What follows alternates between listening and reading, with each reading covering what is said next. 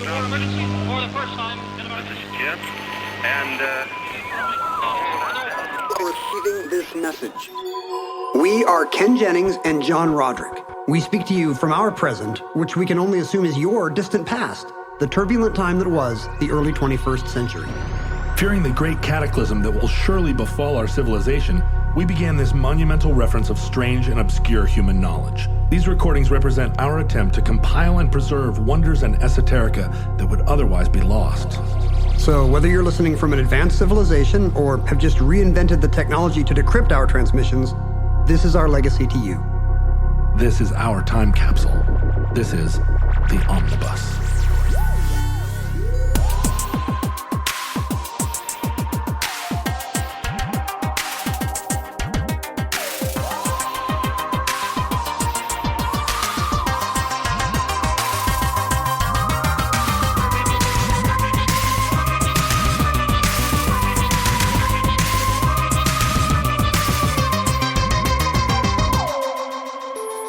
You have accessed entry 040.2S1412, certificate number 44568.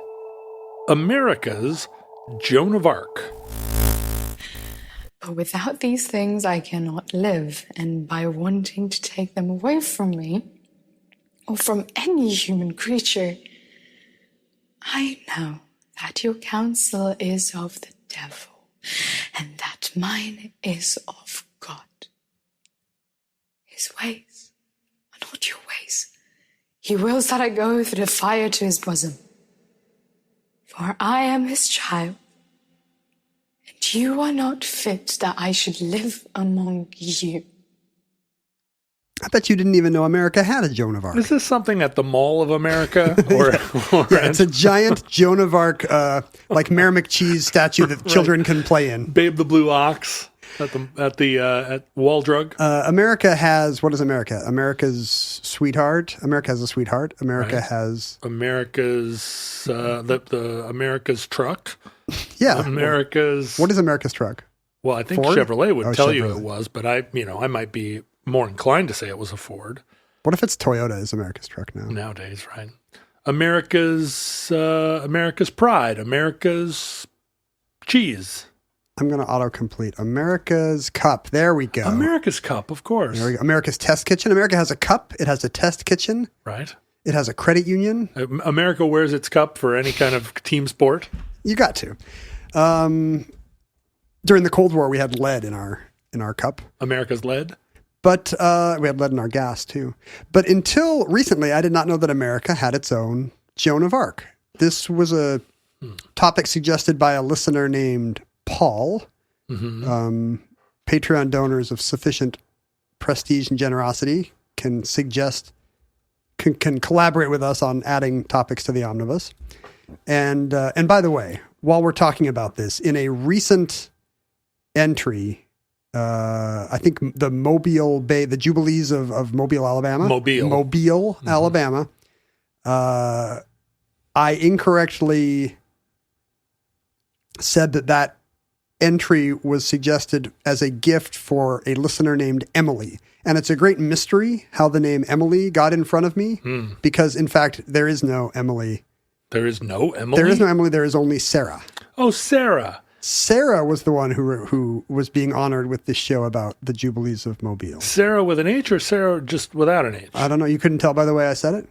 My sister had a friend named Sarah, so I'm never sure what S-A-R-A sounds like. Does Sarah shop at Zara?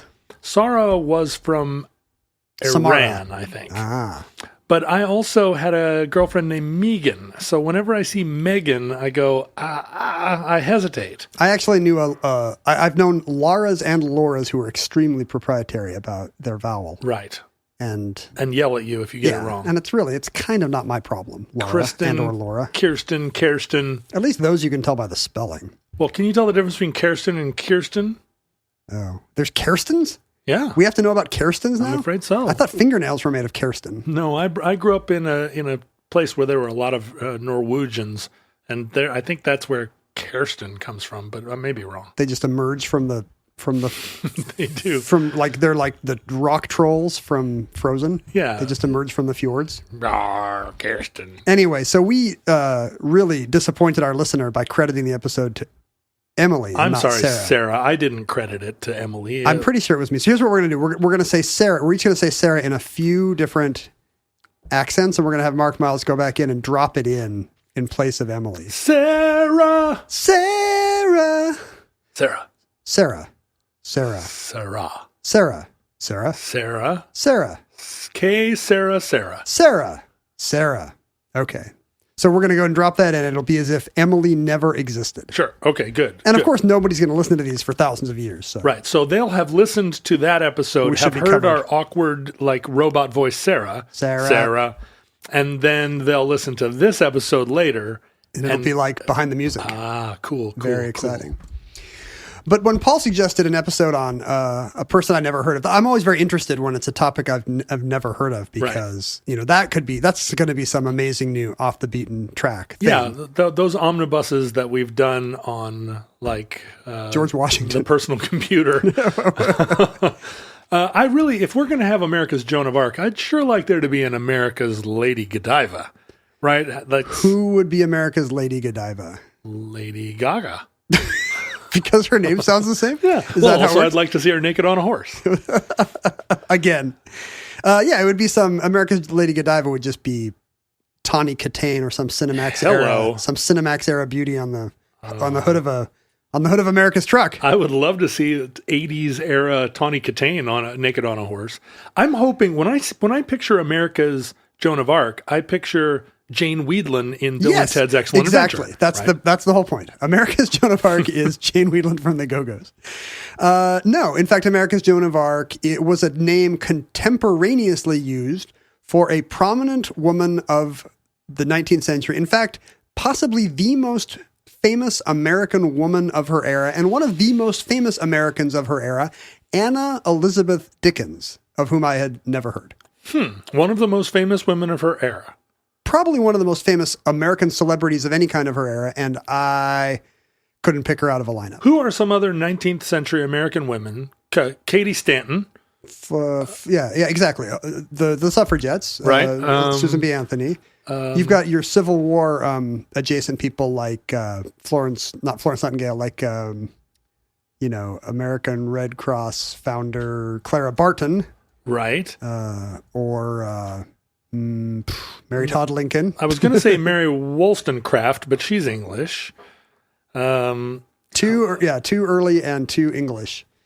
Late 19th century American. Well, I guess you've got other and these names will come up in our story, like activists like Sojourner Truth or Carrie Nation. What about then as now famous women tend to be associated with forward thinking and progressive social causes. Was Sarah? Sarah. What was I just thinking? I was thinking of Sarah Burton. No.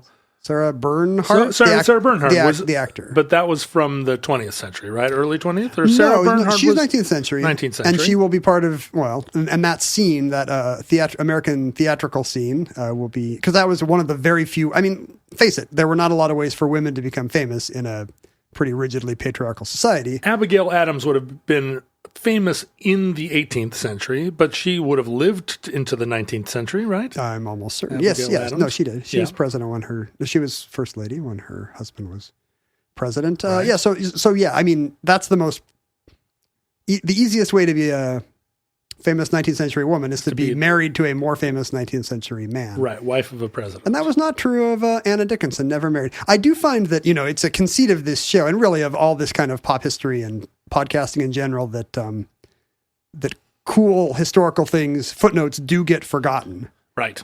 With surprising ease. Incredibly famous people of their day do not retain their famousness. Famous fleeting, whatever the Latin for that is. So what's interesting is we know a lot of musicians, right? Because it's their music that survives them. We know playwrights because their plays survive them, but fame is fleeting if you're famous for something that doesn't get written down. Yeah, and Anna was famous for doing something very evanescent. She was an orator. She was a rhetorician, a public speaker. Right. And no record of that exists because there was no sound or video recording. And she didn't leave behind her notes. Right. She unlike women, you mentioned Susan B. Anthony and Elizabeth Cady Stanton. These women are on coins and stamps and statues, but they left behind whole organizations. Right. And Anna was not a joiner. They all left behind memoirs, kind of codifying their own life and mythology, that were bestsellers in their time. Anna, as we will see, or Dickinson, I guess we shouldn't use it's a little infantilizing to call women by their first names. If you wouldn't call Mark Twain Mark, you should say Dickinson instead of Anna. She left behind no memoir for reasons we will see. It does seem like it's easier for have you noticed this on Omnibus, that famous women tend to go down the memory hole faster than their male contemporaries? Well, we talk a lot about woman scientists, and they always seem to be overshadowed by their male patrons, or by the man who took credit for their work, right? Or wouldn't let them into the Royal Society, or But even this is a case where, and some of those weren't big names in their time. They were doing what turned out to be groundbreaking work, but nobody knew. This is somebody who everybody had autographed collector's cards of. Well, that's why it's called history, Ken. I think there is something to that. But there would have been fewer notorious women to choose from. But maybe that's an argument for why they should be disproportionately popular. If there's fewer to point to, less representation, then you're kind of stuck with Mary Anning if you want a paleontologist to make a Kate Winslet lesbian movie out of. You don't have a lot of options. But this is a case where I think you're right that the people keeping track of who, just informally, of who stays famous and who still gets discussed and taught were largely men and white men for decades. Who centuries. Are the frontier women that are there any like Calamity Jane? Yeah, sure. Annie Oakley. Sacagawea. Are we pronouncing it Sacagawea? You're not supposed to, right? Is it Sacagawea? Well, it's Sacagawea. It's actually Sacagawea is closer to the I see. Whatever the tribal pronunciation is, I guess. I don't know. I was corrected by my daughter. Don't say Sacagawea. Oh, really? Yeah. She's so goth. Is that a quality of goths to say a K instead of a J sound in Indian names? Seems like it. Seems to me. They're famous for it. Does she also say Deutschland? Yes. Yes. That's why Winona Ryder says Beetlejuice instead of Beetlejuice. It's the Gemini Project, not the Gemini Project. So, it's the same kind of, what do you call it? Gatekeeping you see today where, nobody really writes about romance novels, for example, even though they're the biggest selling books in any given year. Right. We talk about Louis L'Amour, but we don't talk about whoever writes those Fabio books. Those books just kind of vanish because they're thought of as, that's just entertainment for women. It's a way to say that's second class stuff without saying it's second class stuff. And I wonder if there's some effect here, which is why I didn't know who Anna Elizabeth Dickinson was. It's not just because you have giant gaps in your education. And I'm a huge misogynist. Yeah, right. Between those two things. All that time that you spend reading DC Comics is time that you could spend learning about the famous women of the 19th century. I have a lot of information about the All-Star Squadron to impart right now, but sadly she was never a member. She was, in fact, a Quaker teen, a young Quaker girl from Philadelphia, born in the 1840s. That's where a lot of the Quakers come from. Philadelphia. They just grow on. They grow on the vines there. That's right. It's a font of Quakerdom. It's like they're like kudzu. The kudzu of Pennsylvania. Quaker teens creeping all over the Independence Hall, putting up their Quaker graffiti and smoking their clove Quaker cigarettes. Now, what are they made of? Oats. They're cigarettes of oats. So wholesome. Well, that's funny because Hall & Oates. Actually, also from Philadelphia. Independence Hall and Quaker Oats. That's where they got their name. They were named for the two. Oh, sure. They were named for the two most famous icons of their hometown. I don't believe that's true. But she was and like a lot of, the Quakers famously were leaders of the abolitionist movement. Right. Principled Christian thinkers of their time. Progenitors of David Byrne. Is that right? Yeah, I think he's a Quaker. Is that true? I think he may even still be a practicing Quaker, although he's a little bit pervy for Quaker to be a practicing Quaker. Do you think like David Byrne and Nixon were ever in the same meeting of the Society of Friends. Was Nixon a Quaker? Yeah. He really does not exhibit Quaker-like qualities. It's American utopia versus American dystopia.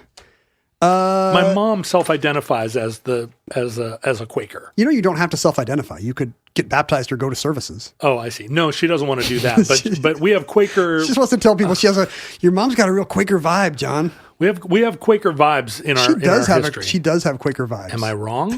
You are not wrong. She is super duper duper Quaker. Dickinson's father had actually been a Quaker minister, which would put him at the forefront of a lot of these movements and thoughts. Although Quaker ministers were notoriously quiet, right? That's the Quaker. I went to a Quaker ceremony in Philadelphia. People don't talk. And they don't talk. They just sit there and stare out the window. You can, if you feel so moved, you can stand and share some kind of witness. But there are analogous meetings in my own tradition. Every month there's some kind of open mic night if you want to stand up and just say something.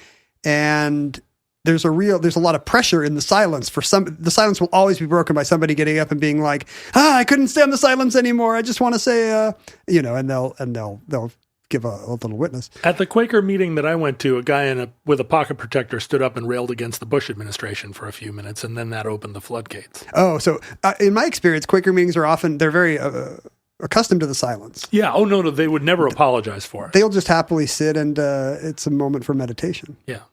Quakers are very at home in their own skins, I think. They have very uncomfortable pews. And hats. Yes. I don't know. They don't all still wear the hats. No, they seemed like regular people. Weird. You might pass one in the streets. You might not even know. Her father passed away when she was just a baby. I don't think she would have any memory of him.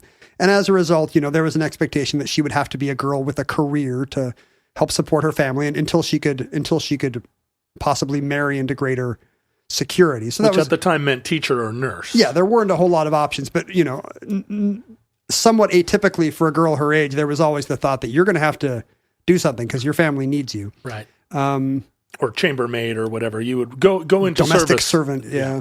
She appears to have, from her family, if not her father, from her mother and sister, she appears to have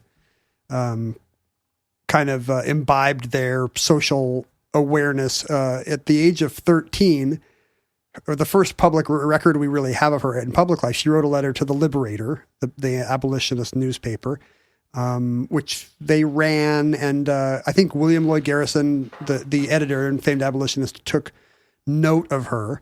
This was a time when, as we've alluded to, it was not totally uncommon for women to be in the vanguard of social movements. There were still people who would be scandalized to see a woman standing at a lectern. Even that was a little bit of a provocation to old-fashioned thinking. This was one of the things that started to differentiate, or rather, let me put that another way. The North was always differentiated from the South in the United States.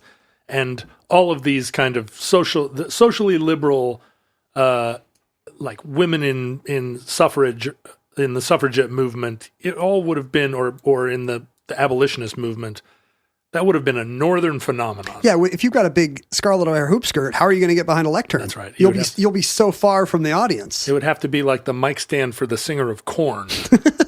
Big H.R. Geiger mic stand. But that one's for the metalheads. Yeah, they finally got what they wanted out of this episode about the suffragette movement. I'm sorry, millennial metalheads. No metalhead my age would get that reference, or even want a Korn reference. Yeah, the suffragettes were soldiers in petticoats. Right. Dauntless crusaders for women's votes. And not just that movement, but other movements as well. Sojourner Truth, famously preaching against the evils of slavery. Right. And the precursor to the temperance movement. Yeah, later in the 19th, the temperance movement is underway. So eventually you're going to have Carrie Nation chopping up saloons with a hatchet. And because these movements were a little bit out of the mainstream of public thought, it was within the movement, it was acceptable to do things that might seem a little edgy, like have a woman as your keynote speaker, right, for example, because you're not interested in conforming to bourgeois Philadelphia, man. Like, you've got bigger fish to fry. Women don't have the vote, or slavery hasn't been abolished. And in particular, the Republican Party of this time was friendly to activist women. Right. The newborn anti-slavery Republican Party. Again, a North versus South. Exactly. Yeah. Very happy to distinguish itself against the men only, which is funny because women could not vote for a Republican, and in fact were, spoilers, still 70 years from the vote. Right. But oddly, It's their emotions. welcomed. It's their emotions that keep them from being good voters, Ken. They have their emotions. I mean, it is funny today to hear mainstream politicians continue to make this argument that we need to make it hard to vote, because if it's easy to vote, all kinds of not so great voters will be voting. Sure. Like Undesirable voters. you really got to want it. This is the Mike Lee argument. If you make voting hard, then it's really just the good, skilled voters, because they'll be the ones to slalom through all the challenges and actually get to the ballot box. Sure. If you make it easier to vote, it could be rookie voters. Sure. People that have only read one book. They don't know what they're doing. They might vote for a Democrat. But in 1860, she she attended a lecture called Women's Rights and Wrongs, being held in some Philadelphia hall. And this was, a common occurrence in American cities was to have this kind of back and forth on the role of women, the future of women. Should they get the vote? What does a society look like where they do? What does equality look like? Tumultuous question, in the same way that, you might say that civil rights were in the 60s. Everybody had to have an opinion because it was obviously huge stakes. Right. The humanity of the people involved, huge implications of reshaping society. This would have been the topic of a witty editorial in The Atlantic. Well, in the 1860s, you've got two of these movements. You've got, you're in your second decade of the women's suffrage movement, and you've got the increasing urgency of abolition, which has been building for decades in the North. So she goes to sit through a lecture on women's rights and wrongs. She's planning on listening to it. And a bustling dictatorial man takes the podium and says that, women are his wife and daughter are his special angels, and he'll be damned if they have to get,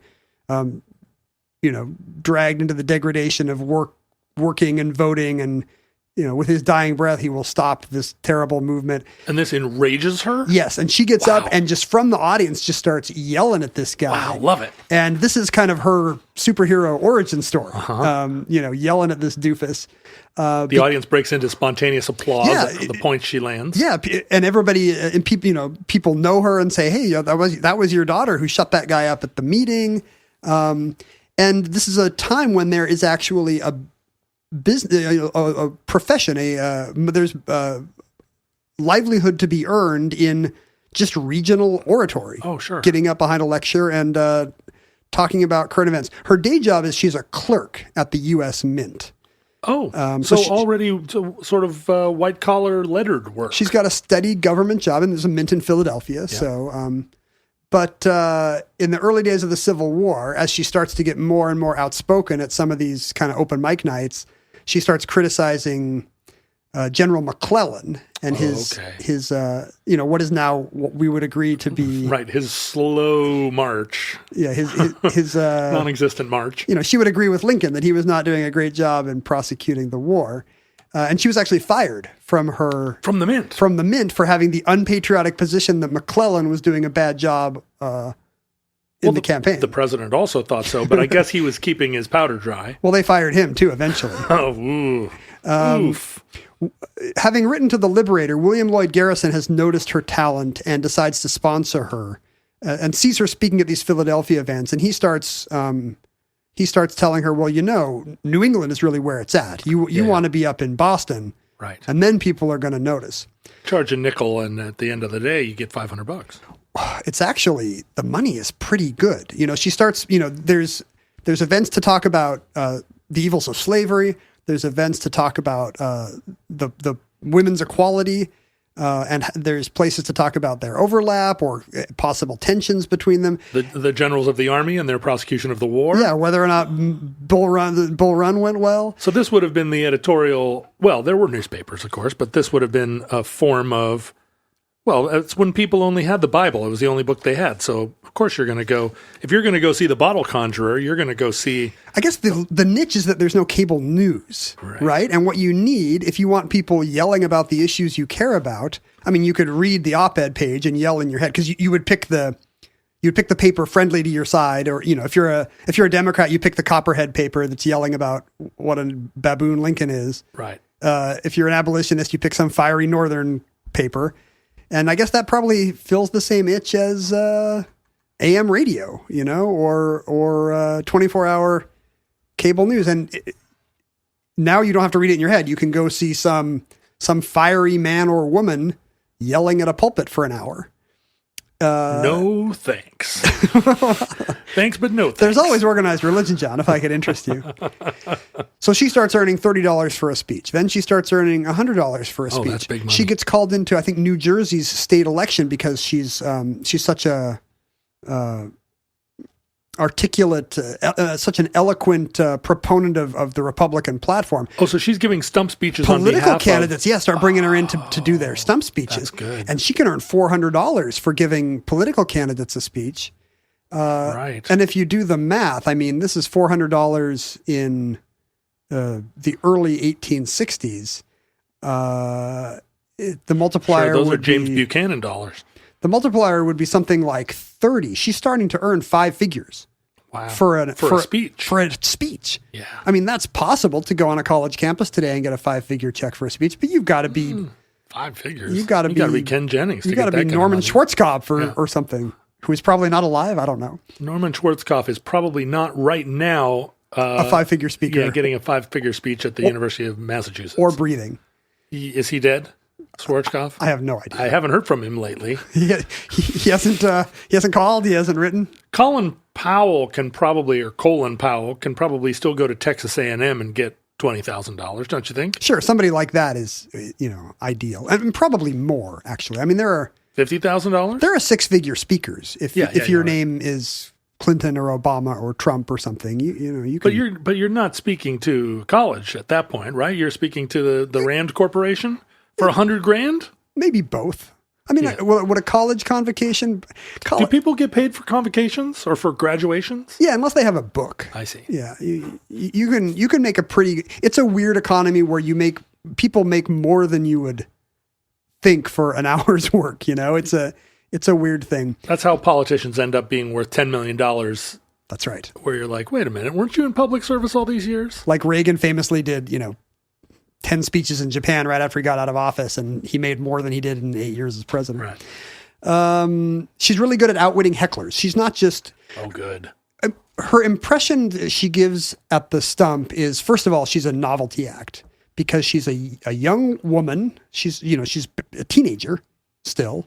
And she's a manic pixie dream girl. They often write about her beauty. The beauty and the talent of the young woman exercised a talismanic effect upon even the rudest. Like, all the newspaper accounts of her just cannot stop saying, she's a young girl. And as a middle-aged man, I am very into that. Like, it's the subtext of everything that gets written about her. Right. But she's not notably, she's striking, but you wouldn't say that by either the standards of then or now, she... she has dark eyes, and dark eyes are their own appeal. Large dark eyes. I mean, looking at her photograph, I will say that she is my type. Interesting. So I see how she might, in the spirit of the time, be thought of as a great beauty, because that's the kind of lady I think of. People go both ways. There's also people writing about her saying, well, although not a classical beauty, there is something striking. The same thing that got written about Joan Crawford, or any number of people whose appearance is incredibly striking due to some big eyes, or a wide mouth, or a noble brow, or it's a very fine line between, and this is true for men and women, between beauty and hideousness. Yeah, and often the thing that is most striking about someone is their most unusual or divisive feature. So she often gets heckled. people try to interrupt her speeches by actually saying a fire in a crowded theater. Oh, was that a joke of the time? I think it was just an attempt to break up a speech. If somebody's on a roll, you try to sit her down by getting a bunch of rowdies to say fire, fire, and she would just say, "Yes, there is a fire. By God's grace, we have kindled a fire, which these people by their acts are assisting, that will never go out, till naught is left of the principles they profess, save ashes." You know, she could just burn. do this. She could just do this off the cuff. Yeah. And they would sit down abashed. Sure. This is it's a kind of intelligence, right? It's a real quickness. Yeah. The ability to, the ability to just form those sentences is a lifetime of reading and internalizing a kind of voice. Yeah. Bringing it back around to the fire analogy at the end. I mean, just sort of. But then, just the mental acuity to keep that up for an hour of quasi improvised speechifying. She would have been an incredible podcaster. Boy, I can't think of a nicer compliment. Can you? What an improv comic this lady would have been. The lowest of all art forms. She would, and by this time she is a traveling speaker on pretty much on permanent tour of New England, inveighing against the many crimes against women and slaves. For 8 weeks, she speaks every night. Whoa. That will make one hoarse. Often for 2 hours with no notes. Yeah, and she does no microphone. No, that's the thing. There's no amplification in these halls. So she is just, and maybe that's another reason why women speakers often do well, right? In a time before microphones, they can cut through the buzz of a hall with a higher pitch. But you would think also just less projection because of smaller diaphragms. Is that true? But I think meeting halls then were designed for this kind of speaking, right? They actually had good acoustics. Yeah, or at least, if not good acoustics, then at least resonation. When I think about the performances I've done in this kind of environment over the years, they do have a way where you stand on stage and just speak in a conversational tone and your voice is audible throughout the room. I mean, that's what the theater required until, just very recent decades when they actually started to mic actors. Which was the end of theater, in my estimation. It is weird when you can see the little mic on their cheek and it's supposed to be. Stop it. Hey, this is the Lion King. Why does that lion have a mic? Where would that lion even get one of those mics? A lion wouldn't have a mic. Excuse me. Actually, I hate to mansplain. By 1863, she does a series of talks at the Cooper Institute, I think in New York, and she earns $1,000 Boom! For a speech. And that's one of the highest paid performers of the day. Really? Like, who else is earning $1,000 for 2 hours in 1863? You wouldn't make that much in a year. She's as big as anybody. That's a $33,000, taking inflation into account, that's roughly $33,000 in modern spending. That's Norman Schwarzkopf levels. You have to be a pretty... That's pre-death Norman Schwarzkopf. Think how many first Gulf Wars you have to win to earn that much money. And at this point, she starts to take trains out to Chicago and speak there. Early days of trains. She's now a national celebrity and not just a regional one anymore. And at this point, the national press, particularly the Democratic, what we would call the Copperhead press, against the prosecution of the war and for a peaceful end and probably the maintenance of slavery, is really, she's an enemy. She's a national figure, but not big in Atlanta. Right. Well, in the Confederacy, if they talk about this kind of person at all, it's to point out what an awful freak show the North is. Right. But there are plenty of places on the border states and even in northern cities where there's plenty of people who think the war is much ado about nothing. Right. Would try and shout her down. Yeah. And a newspaper says that, a curious, and these conservative papers always send a columnist who will say something like, they say a woman is the opposite of a mirror. A mirror will reflect without speaking, but a woman will speak without reflecting. Oh, and, of course. They'll just be zinging her on the basis of her sex. She would have taken them down if they'd said it out loud. But they hide behind their and I'm sure squib. I'm sure in her point of view, any publicity is good publicity because she's suddenly one of the biggest celebrities in America. Autographed photographs of her circulate. This is the invention of the photograph means that you can now have photographs in your house, and maybe they're the Grand Canyon, or maybe it's people you know. And there's not a whole lot of household celebrities. She is one of the most popular because of the novelty of her being a 20-year-old woman who is traveling the country at the forefront of these two important movements. And this would have been a time, I think, where you would go to see a live speaker that you disagreed with also. Sure, you could yell. Yeah, that's right. I wonder if there were events where they did the crossfire thing of having, I think they often would, somebody would get up and say, abolition of slavery is a moral imperative. And then you'd have somebody else to get up and be like, on the other hand, you got to get somebody both sidesing slavery. Who was the William F. Buckley of her day? She's an increasingly powerful political figure. In January of 1964, she is asked by Republican Party leaders to speak in the U.S. Capitol, like speak in the House of Representatives. She is 21 years old. Boom. She's speaking to the assembled leaders of their party, and she's speaking critically because, in her view, the Republican Party has betrayed the moral imperative of the radical Republicans. Other than the Emancipation Proclamation, what has Lincoln done for you lately? Really few guarantees have been put into place for freedmen. Whereas in 1864, the Lincoln administration is openly offering Southern states conditions of amnesty, and here's what it would look like if you lay down your arms. Right. And, Lincoln wants to end the war. Right. So there's much more rhetoric aimed at white insurrectionists than there is at the slaves who are, at the moral stake here. Yeah, I mean that was the period of sort of unholy compromises, right? So she gets up here and yeah, exactly. And it's a difficult for Lincoln to navigate. And she gets up there and just gives this excoriating speech about Lincoln's betrayal of his promise and how more needs to be done. And Lincoln and Mary Todd Lincoln and his wife are in the crowd. Oh, wow. Yeah.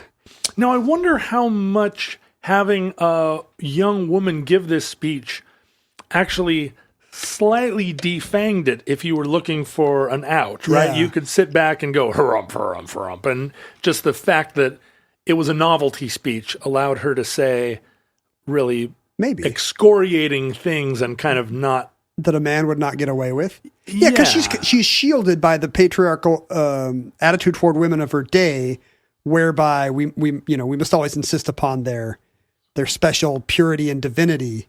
Yeah, so she can get away with stuff. Yeah, that it kind of would be like, oh, she's inspired. But there might be, like Joan of Arc. Yeah. But there might be the opposite effect as well of right. like, it's truth to power. It's really salt in the wound that you're hearing this from a 20-year-old woman, yeah. Mr. President. And Lincoln was a good sport. He, the crowd wanted him to speak after, and he gave some funny remark via Vice President Hamlin, like, boy, I wouldn't be up to that challenge, or, and then I guess he gave a private audience for Dickinson. And in the White House. Yes, or maybe in nearby chambers. I mean, this is taking place in the Capitol. So there was some kind of a meeting or a reception. And, she was it's not like she was against Lincoln, but, right. in the moment, it's funny to think of a Republican abolitionist party speaker giving an anti-Lincoln speech. But, that's from our point of view, 200 years, 150 years later, in the moment, she's mad about the headlines that week. Right. I mean, all the Twitters about how Joe Biden is selling out the left. Exactly. By passing the most leftist legislation in 50 years. It's the equivalent of being angry at people who are not sufficiently against the filibuster or whatever. Yeah. Speaking on my own behalf, I'm against the filibuster. Yeah, me too. I've been thinking about it. She'd actually been approached in 1863, the previous year, by Republican leaders, including Samuel Chase, about possibly, it's a document called the Pomeroy Circular, whereby less moderate Republicans were trying to get Lincoln off the ticket.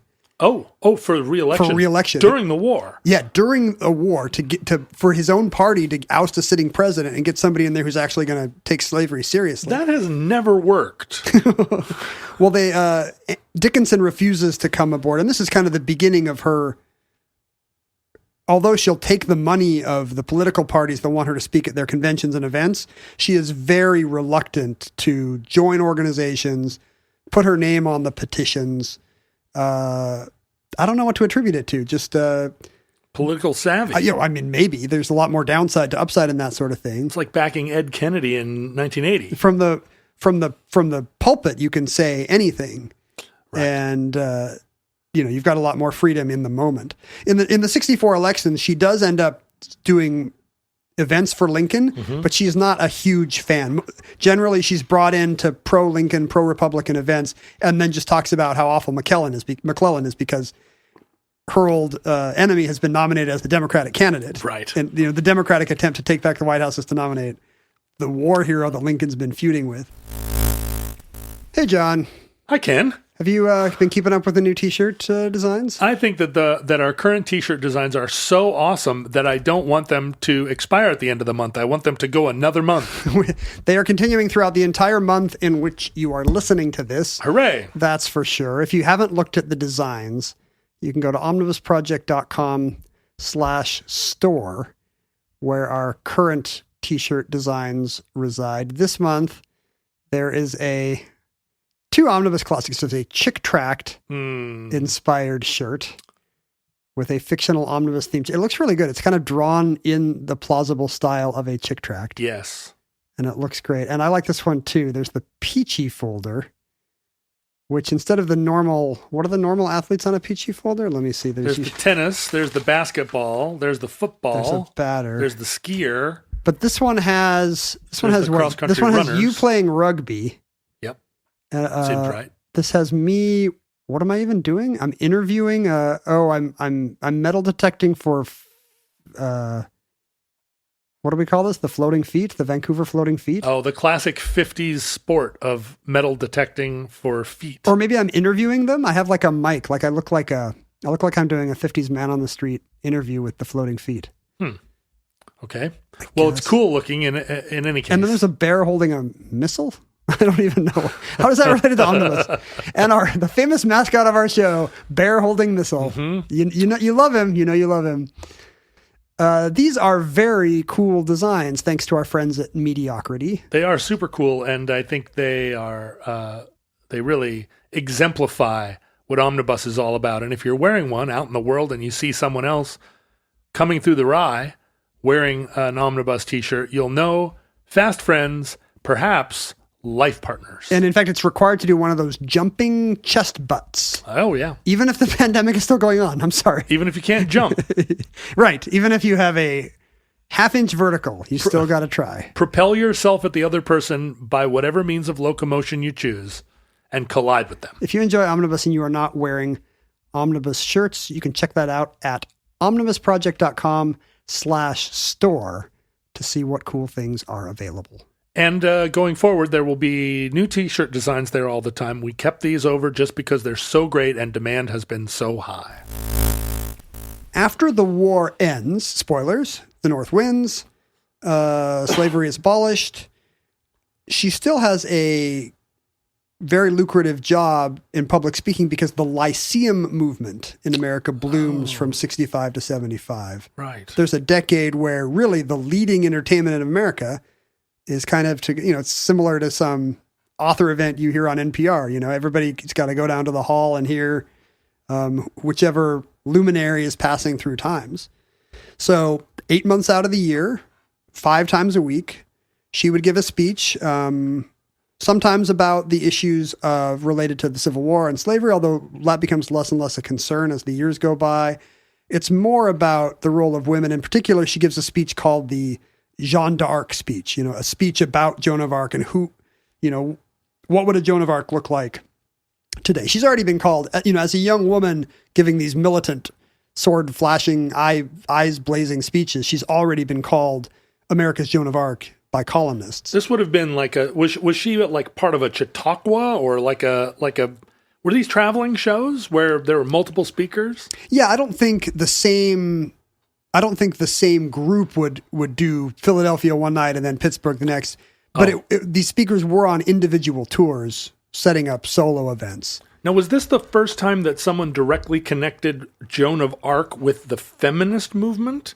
I mean, Joan of Arc would have been... There's no way. She would have been such an obvious signifier for Mary Wollstonecraft or anybody. Right, I see. My guess is if I look up Mary Wollstonecraft, she will name check Joan of Arc just because, again, there's so little representation for a symbolic national figure like that. Well, Lady Godiva too. I mean, they were ultimately political. Why do you always go back to the naked one? This is the same way that Mark Twain made his made a fortune. And he went to see Dickinson, and he complimented her, although in kind of a backhanded way, he also said, she'll become a right venomous old maid someday. Yeah, sure. That's a Twainism. Right. I mean, well, it's any kind of middle-aged white man being well, sure, look at this fiery young Spitfire. Boy, don't want to be her husband, LOL. And through all this time, people assumed that she was going to marry. And go into graceful retirement. And there are letters from some of the biggest names of her day pledging love, including, two different members of Congress. Whitelaw Reid, in particular, the editor of the New York Tribune, the most powerful newspaperman in America, had a long, tumultuous relationship with her. An actual affair, not just one where he was pledging his love in the editorial page. Letters and meetings. I mean, you're going to have to speculate about, what happened when the lights went off, because the letters don't often, but the letters are pretty suggestive. Were they reciprocated? It seems like... Do her letters survive? Yeah, from both sides of the correspondence, it does seem like she was into these relationships at first and later not. Right. Too smart to get married. And in fact... No offense. Well, and in fact, the most reciprocated relationships appear to be with women. Right. I don't mean right, like obviously, but you right. you do seem very approving of this. And that includes, there's a series of women who are just writing her notes, who become her roommates. Well, her yes. Special friends, bedfellows with a hyphen, and so we get. Oh, you mean in the sense of strange bedfellows, not actual 19th century acknowledgement of lesbianism? No, I mean sharing a bed and it's hard to say.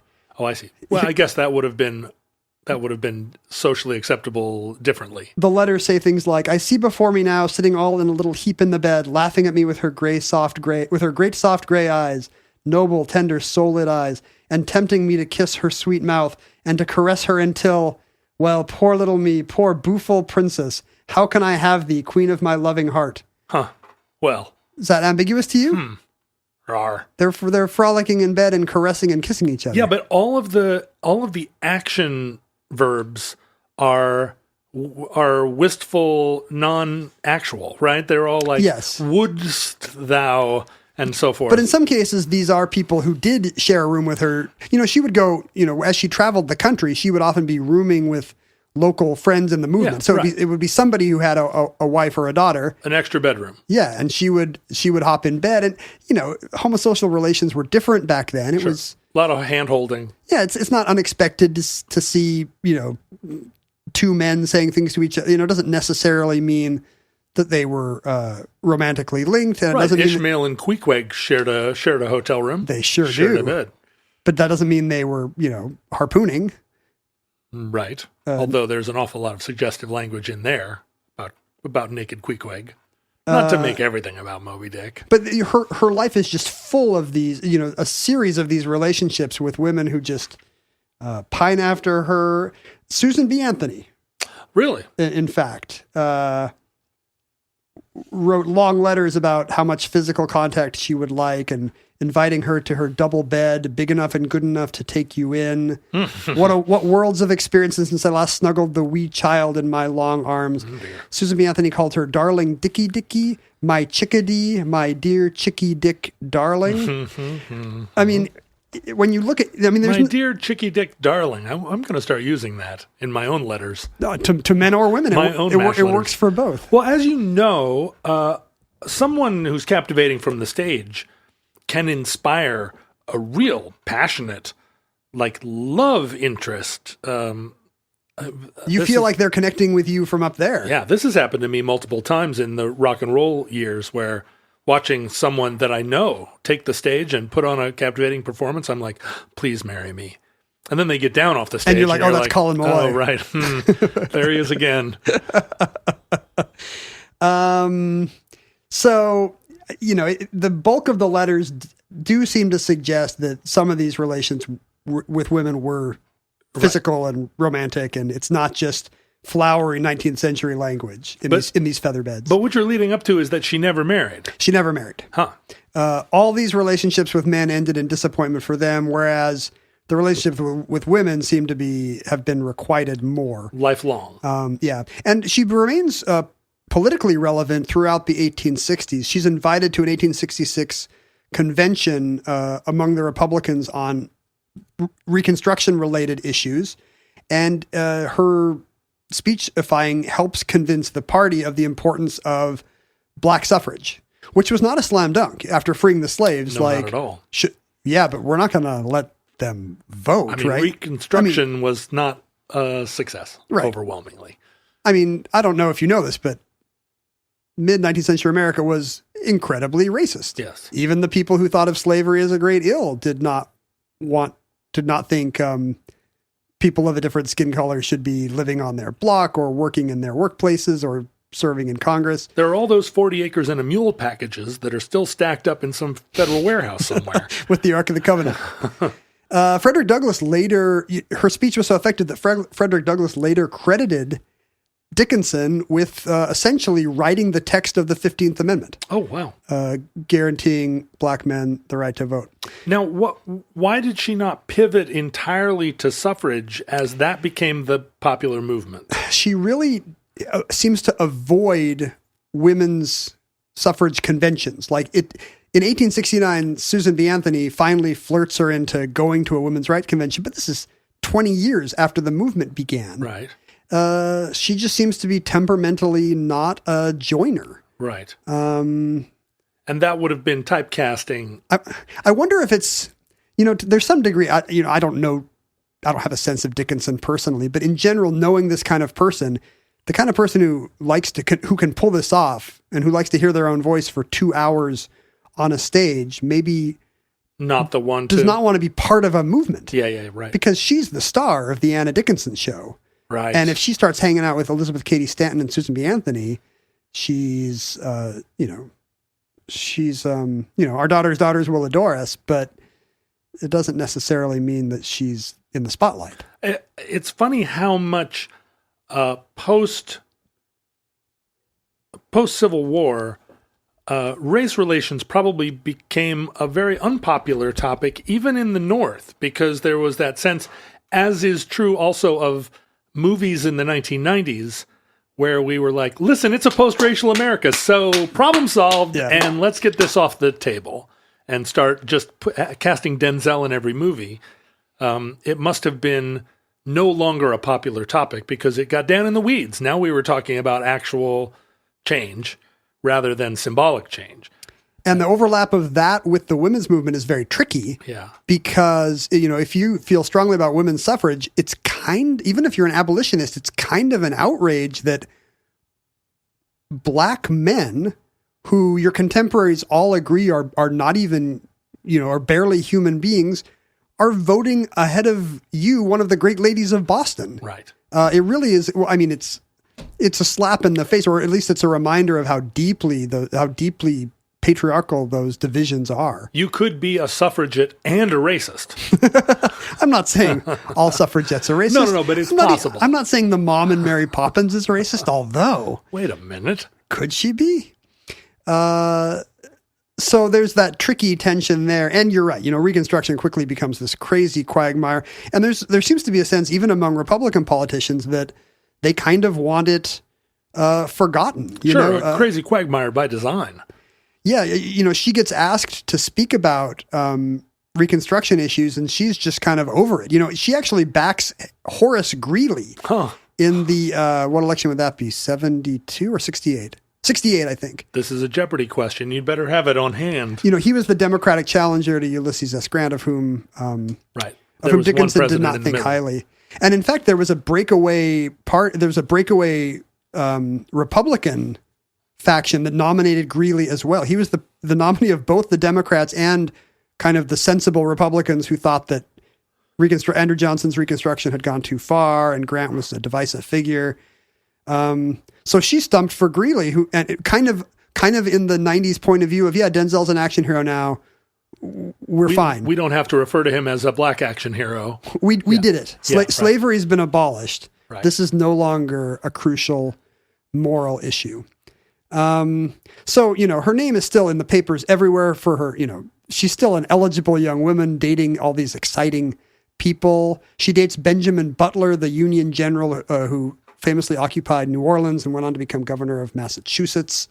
That's a long relationship of flirty letters from him calling her Lizzie in the third person, like her middle name, and pretending there's a person named Lizzie that you should know I'm really into. That's weird. But also, yeah, I get it. You don't want to read these Cyrano kind of letters from the terror of New Orleans. Another feminist milestone in the 1870s. She tours the West for the first time, loves Colorado, becomes the first woman to climb Mount Elbert, the highest point in the state. I mean, white woman. I guess we have no way of knowing what kinds of tribal expeditions climbed the 14ers. Right. Although it seems like something that the Native Americans would have recognized was a pointless activity. They'd be too bright. Well, yeah, you get up there and then what? Turn around. It just seems like a specifically European kind of mentality. Like, we got to get to the top of the mountain. I feel like you're really idealizing the Native Americans as just too smart to climb. Yeah, maybe there's a few dopes. Maybe sure. just like we do. I'm sure it was a dare. Some young brave said to another, like, "Bet you can't get to the top of the mountain before me." She goes up Pikes Peak on a mule. She enjoys the scandal she creates by actually not riding side saddle. Sure. Women weren't allowed to put anything between their legs back then. Let alone a horse. Including a horse. Yeah. Maybe the horse is the worst thing. Unfortunately, her career begins to decline. Climbing Pikes Peak is kind of... That's the peak. That's the peak. She literally reaches the figurative peak and the literal peak.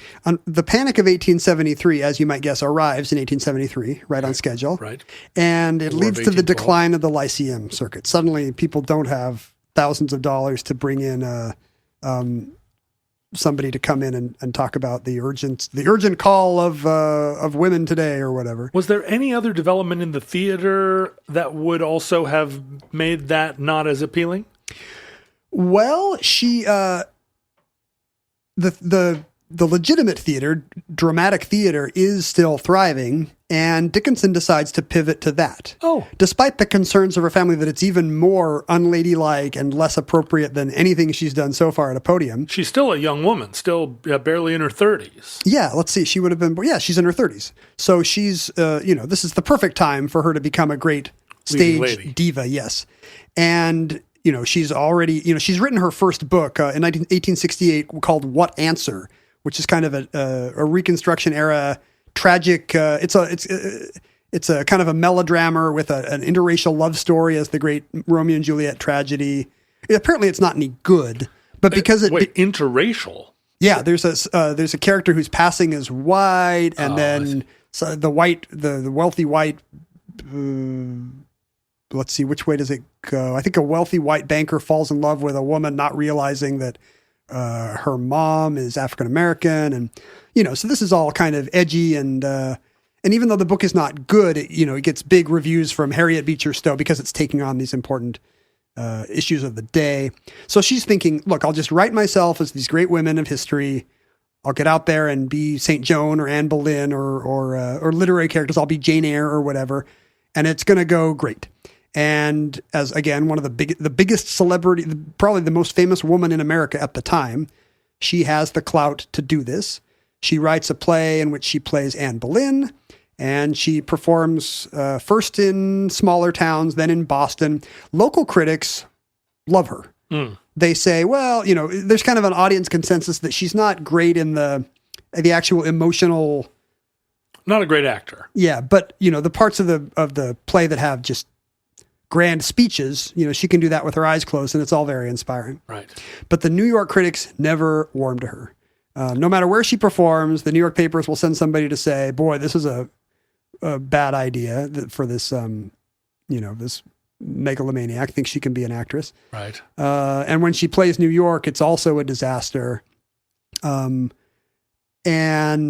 there does seem to be, when it's impossible to see her performance today. It's, I would guess that she was not some great instinctual actress. Yeah, just because you're good at Cooper Union doesn't mean you're going to be good up on Broadway. But all these reviews are very faintly like, you know how, if there's a way to take a great celebrity down a peg, that's the interesting angle for a journalist, right? Yeah.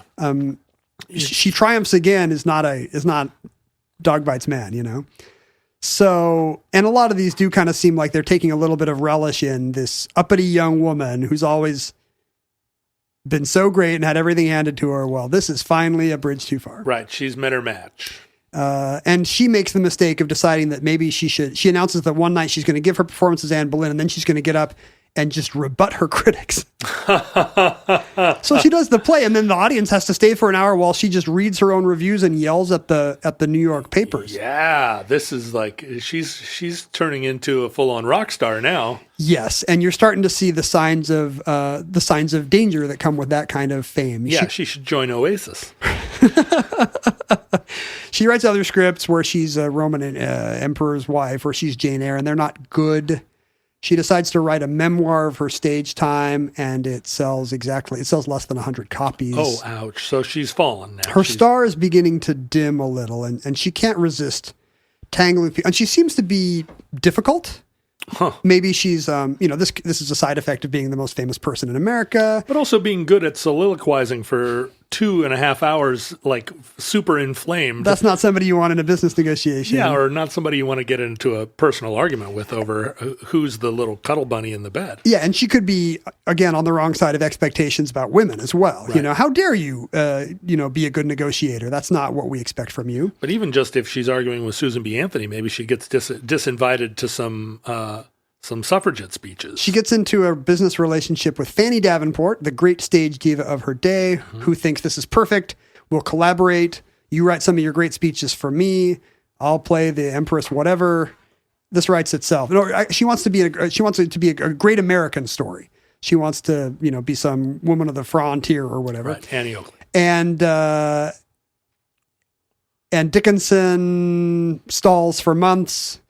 Davenport's like, where's the script? Yeah, it's coming. And finally she says, you know what? America's not working out for me. So here's my idea. Princess of Carthage. Or she tries to sell Davenport on a whole different script. And Davenport comes unglued like, wait, you haven't written a word. The whole thing becomes a huge scandal with the two of them fighting in the papers. Oh, wow. Girl fight, it's Crystal and Alexis Carrington. It spills over. Yeah. So she famously falls out with the great other great ego diva of her day, I guess. She decides she's going to pivot to playing male parts. Oh, I thought you were going to say ad copy, but so now there's a few steps between her and that. Now she's going to. She wants to keep acting. She loves the spotlight, but her new novelty is I'll play a man. Because again, that ties in with her Joan of Arc image. Right. Joan, so she does Woman's Army. Macbeth, the Scottish King. She actually does do Shakespeare. Yeah, she plays Hamlet and some French play of more modern vintage 19th century French play. If you're not a great actor, it's hard to just step into Hamlet. Yeah, it's not the easiest part in the English language. There was a lot of appeal in these in seeing women play these parts back then. The actresses loved them because they were meatier parts, but also there was some kind of sordid thrill for the audience in seeing an actress in seeing a woman in male clothing. It would still be radical in the theater today. Like, I'm going to see Hamlet, except performed by Meryl Streep. Yeah, today it would be edgy, but then it's edgy and sexy. Yeah. Because they can wear Hamlet wears a tunic and breeches. Yeah. Where else are you going to go to see a famous woman in pants, in a tunic and breeches? Her elaborate outfits and her other things would have been hoops. They would have hid the human form in the way that everybody back then thought God intended of women. Right, sure. And that tour, unfortunately, is a disaster as well, and it loses money. This is a woman who was once making $30,000 of our money a night for a speech, and by the 1880s, she's been supporting her mom and sister.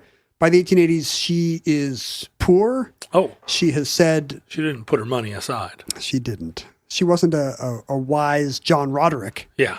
Full of IRAs, SEPAR IRAs. She was a grasshopper, not an ant. You can name the rock musician. I wouldn't care to speculate. Oh, so many. But MC Hammer springs to mind. Exactly. You can be a John Roderick or an MC Hammer. They're the two kinds of music there are. And so she is, being kind of playing hard to get with all the great men and women of her day has meant that she's now isolated from people who could help her.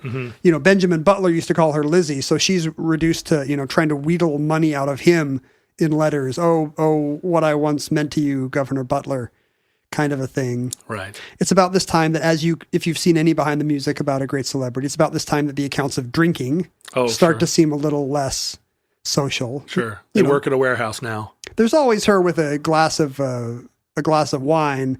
But now she's got a series of ailments that coincidentally her doctors think she should be drinking heavily for. Huh. Okay. Right. Those were the medicines, the medicaments. She starts to, her kidneys are bad. Well, of course, what you need is more beer. She smells of liquor and has to insist that her doctor is forcing her to now bathe in it, which explains the smell. That's a pretty good one. Well, yeah, but expensive. Put a bathtub full of liquor. I mean, they don't give it away. She's starting to sound like the bass player of Flock of Seagulls. Some of the medical problems are real, which of course makes her financial situation even more precarious. She now owes doctors a ton of money and she has no income. In the 1888 campaign, Benjamin Harrison, Grover Cleveland, the Republicans try to bring her out of mothballs. Remember Anna Elizabeth Dickinson? Well, she loves General Harrison, because he was one of the last Civil War generals, except for Rutherford B. Hayes, the very last kind of, and running very much on the Republican heritage of having successfully won the Civil War. This is like when Twiggy appears in Blues Brothers. That's exactly right. Something for Mom and Dad. Here's Anna Elizabeth Dickinson. Wait, is Twiggy in Blues Brothers? Yeah, sure. Who is she? She's the one that meets Elwood at the gas station, and then he stands her up. He stands her up because they're getting chased by the cops. When you've got Carrie Fisher in your movie, the Twiggy of the late 70s, you do not need the Twiggy of the late 60s. She's driving a Jaguar. She's got her hair up in a crazy knot. So she gets trotted out on the campaign trail for Benjamin Harrison, and as has happened in all her other recent business relationships, they pay her the $3,700, and she's like, "Nope, it was $5,000." Whoa! And they say, "No, it wasn't," and she says, "I'll see you in court." Oh dear! And and it's tempting to say, "Well, look, they're manipulating a relatively powerless woman in an age when powerful men could do that." And maybe there is an element of that, but this does seem to be a pattern in her later life that she is just constantly in a series of lawsuits against people who she thinks have disrespected her. Yeah, and this is very familiar in show business, that someone who... It's all these showbiz tropes back almost before there is show business. They're not famous anymore, but they think they're more famous than they are. She invented all these. It's a Sunset Boulevard. It's A Star is Born or Sunset Boulevard, exactly. Right. And she invented it 100 years earlier.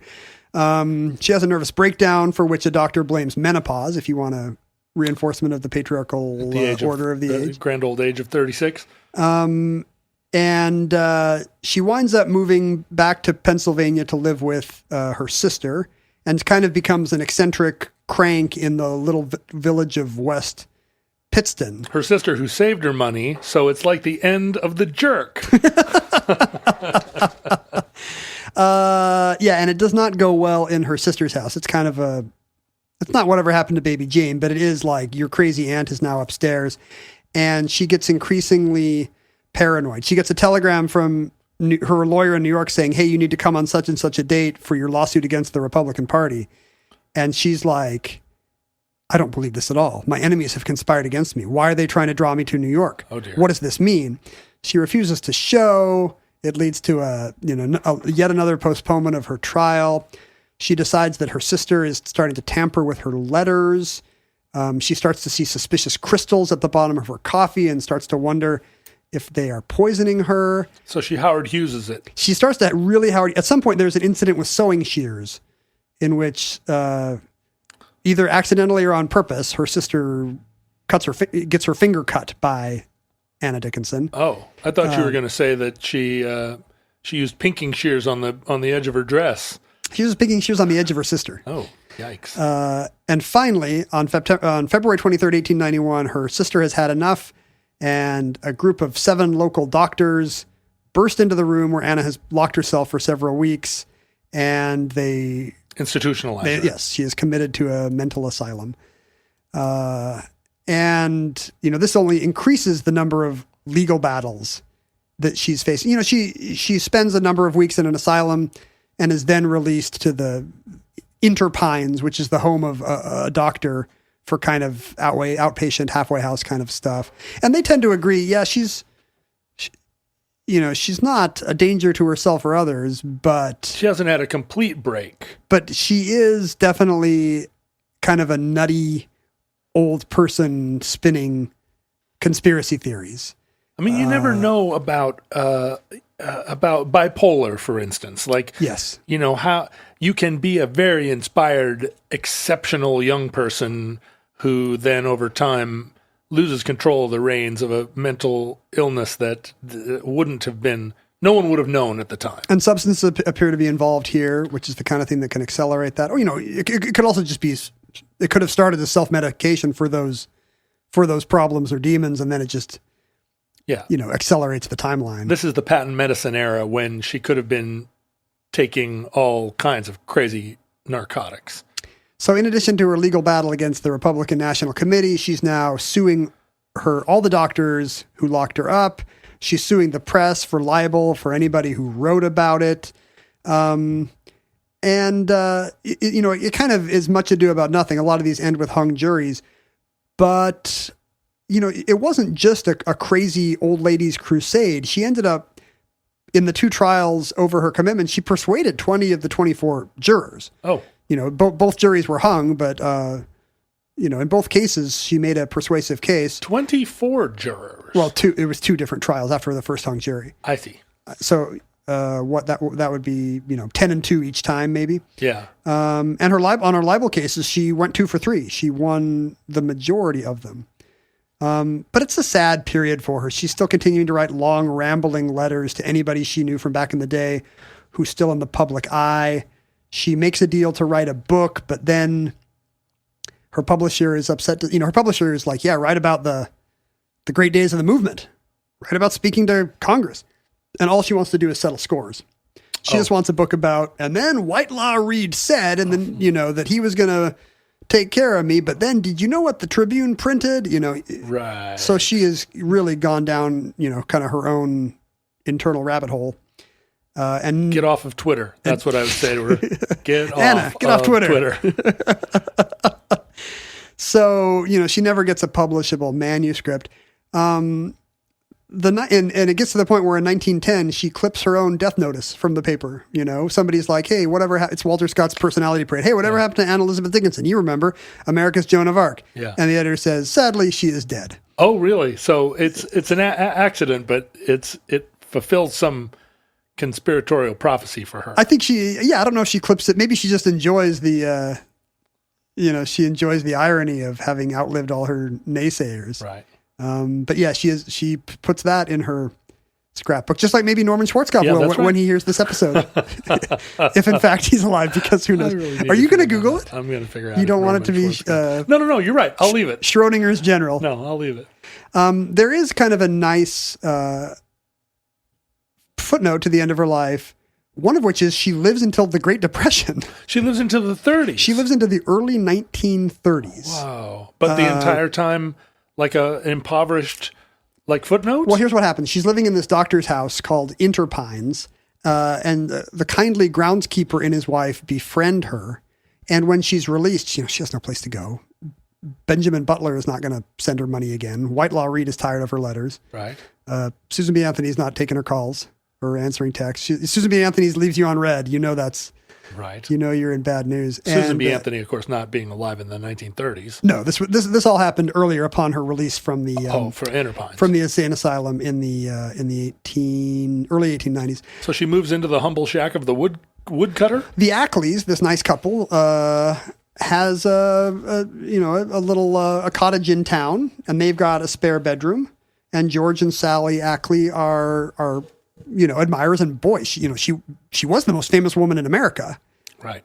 We can put up with her cranky outbursts. Right. It's like having Dick Cavett come live with you. Wouldn't that be the dream? I spent a week in a hotel with Dick Cavett. I'm not sure that would be the dream. I'm sure he's doing. What's an example of somebody who, if they were like Ken, Sir Ian McKellen's in trouble. He's blown all his money on unwise investments. He put it all in GameStop. I don't think Ian McKellen was ever the most famous person in America, though. Who was the most? It's like Evel Knievel coming to live with you. Okay, Lee Majors is looking for a place to stay. Right, Burt Reynolds. In a heartbeat, you would put Lee Majors in your guest room, right? Absolutely, I would. And that's what the Ackleys do. And she lives as kind of, it would be tempting, maybe this is, again, the patriarchal voice, but it's tempting to say she lives as a reclusive old lady in New England town well into the early 1930s. But, it's probably more accurate to say she's just an old lady and she doesn't go out much. Right. She gave no speeches about World War I or the Roaring Twenties or the Great Depression. She did not. She lived to see women get the vote, which many of her contemporaries did not. That's nice. She never actually voted. I guess by the time she was able, she was burned out on the whole thing. Didn't care. Never. Didn't vote for Hoover. Ironically, never voted. But what's interesting is that later historians checking in on, kind of rediscovering Anna Dickinson in the early 20th century went to see the Ackleys, the family that she lived with.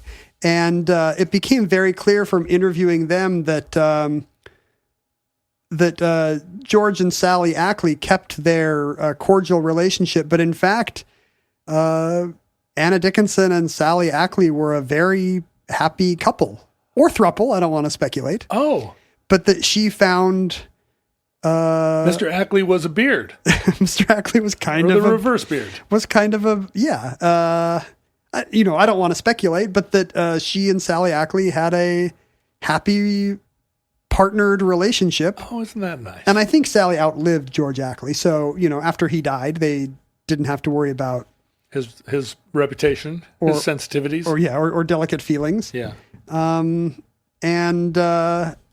And she got even though she never married, she finally got domesticity in her happy old age, or as happy as she could be after a meteoric rise to fame, followed by just a kind of a sad and very American decline.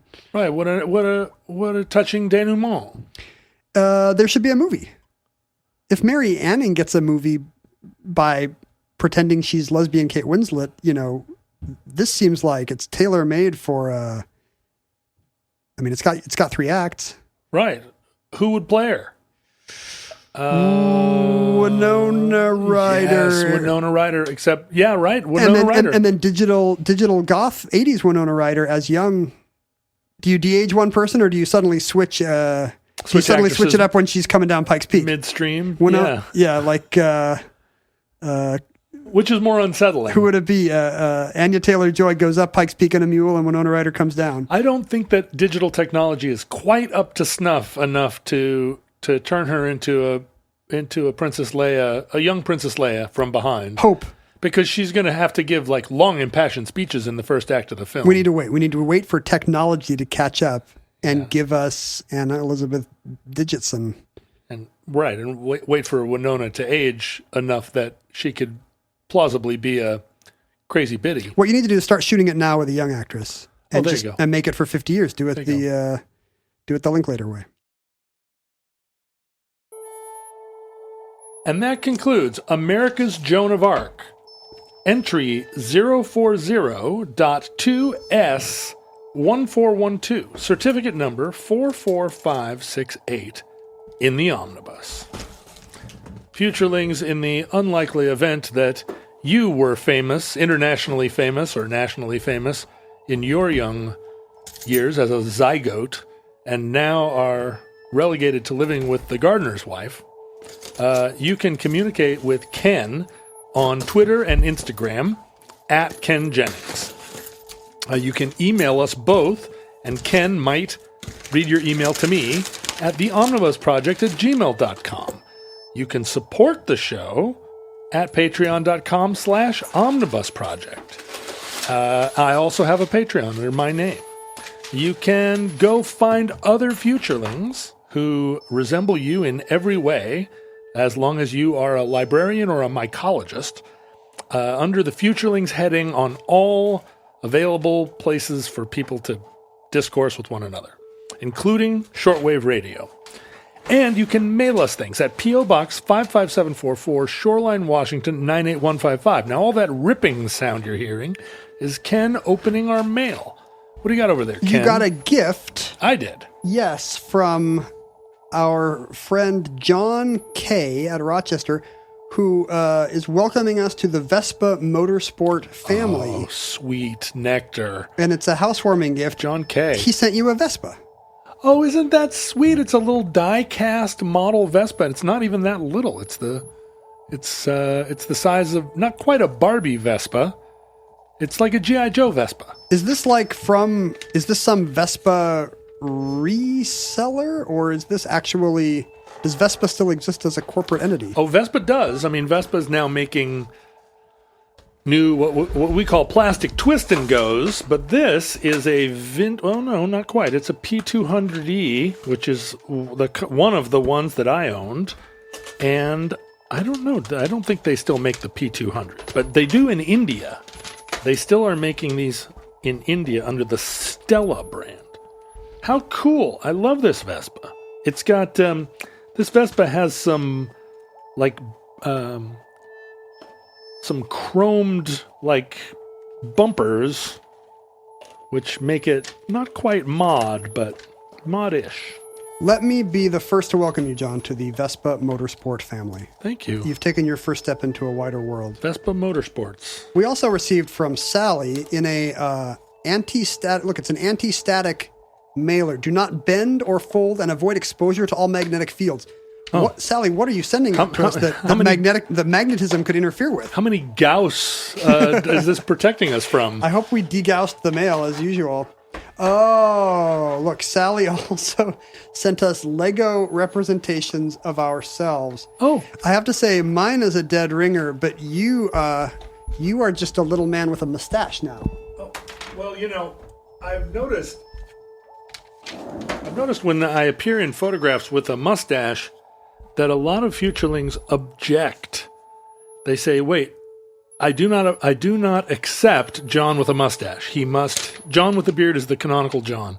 John with a mustache is just some anti-pope? Yeah, some anti-pope. Some false god? This does look very much like you, and I look like... You look like, it's kind of a little pencil mustache, like you look like Timothy Dalton in The Rocketeer or something. Yeah, okay, well, I mean, this is one of me. That's the go to Hawaii me, right? I always shave my beard so that I can wear snorkels more comfortably when I go to Hawaii.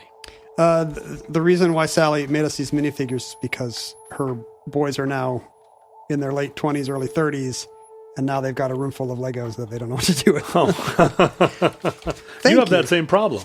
I do. Except you know what to do with them. Well, my kids are aging out of the Legos, and I don't even know what to do with them. I've got. Give them to me. I've got a little kid who loves Legos. Maybe we'll give them all away one Lego at a time on the show. I've told you this 500 times, and you're like, yeah, I'm not quite ready to get rid of my Legos. Well, I don't know if... Go down and look at them. I don't know. What's my project? What am I going to build out of Lego? You already have a Saturn V. Why don't you build, Castle Wolfenstein? How about a life-size version of us doing a podcast? Oh, I like that. Including the table. So it's got to be, It will weigh like 8,000 pounds. Listeners, from our vantage point in your distant past, we have no idea how long our civilization survived. We hope and pray that the catastrophe we fear may never come. If the worst comes soon, this recording, like all our recordings, may be our final word. But if Providence allows, we hope to be back with you soon for another entry in the Omnibus.